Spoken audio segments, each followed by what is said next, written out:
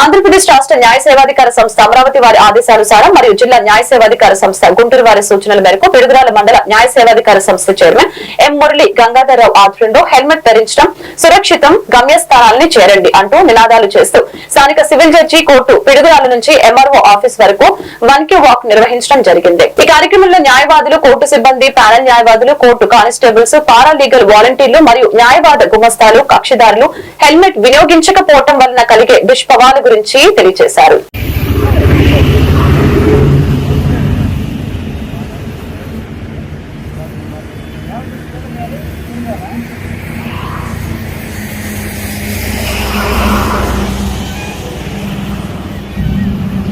helmet ధరించండి, helmet ధరించండి, helmet ధరించండి, హెల్మెట్ ధరించండి,